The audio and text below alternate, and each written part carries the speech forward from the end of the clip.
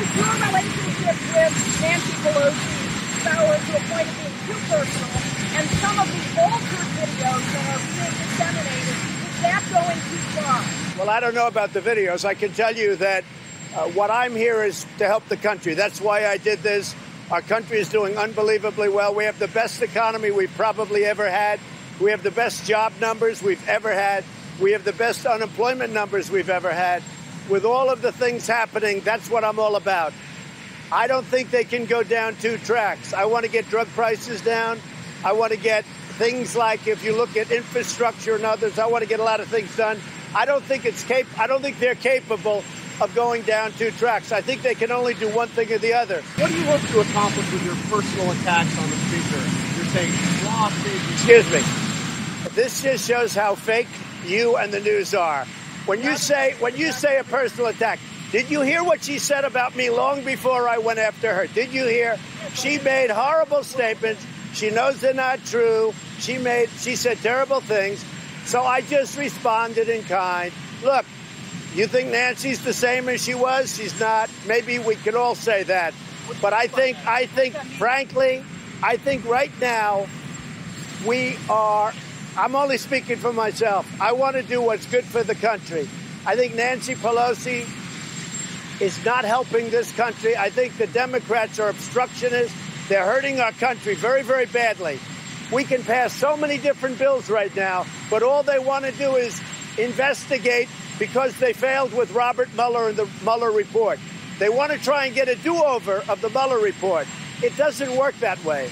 And just so you know, I was the most transparent and am transparent president in history. We gave 500 witnesses. I allowed attorneys to testify in front of Bob Mueller, 2,500 subpoenas, 1,400,000 pages of we gave it. I didn't have to give any of it. We gave it. And then we get a great result, and they say, oh, this is terrible. Let's do it over again. You can't do it. Our country doesn't have that kind of time.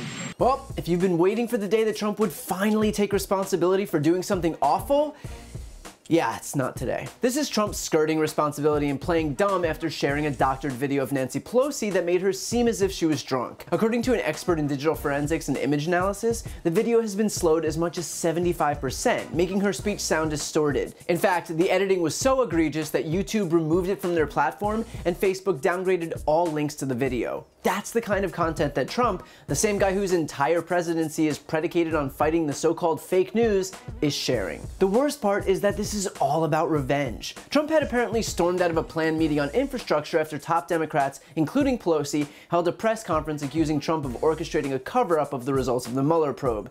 They claimed that Trump threw a temper tantrum, and he was so adamant that he didn't throw a fit that he held a press conference where all of his staff heaped praise onto him and then started sharing fake videos of the Speaker of the House drunk.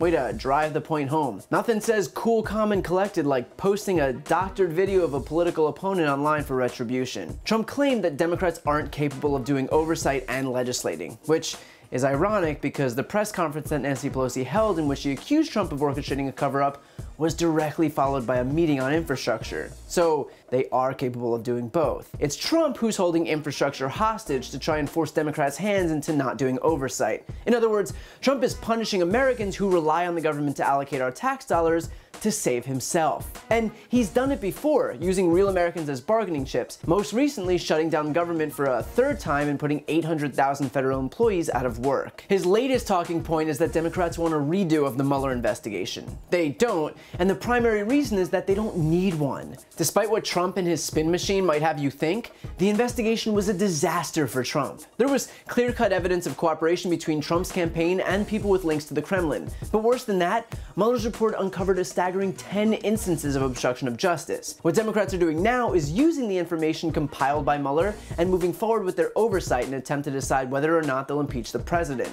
Trump trying to claim that Democrats are advocating for double jeopardy is just a lazy tactic to try and convince his base that he was somehow exonerated, when in reality, Mueller explicitly wrote in his report that Congress has the authority to prohibit a president's corrupt use of his authority, that Congress applying the obstruction laws to the president's corrupt exercise of the powers of office accords with our constitutional system of checks and balances and the principle that no person is above the law. In other words, no one is advocating for a redo. Democrats are just following the law, which our quote-unquote law and order president might want to try. Clearly, Trump is getting desperate. With Democrats getting closer and closer to getting Trump's tax returns, to moving forward with impeachment proceedings, to getting Mueller to testify, Trump is willing to do whatever necessary to change the narrative. Only the narrative isn't changing, and he just looks pettier than before.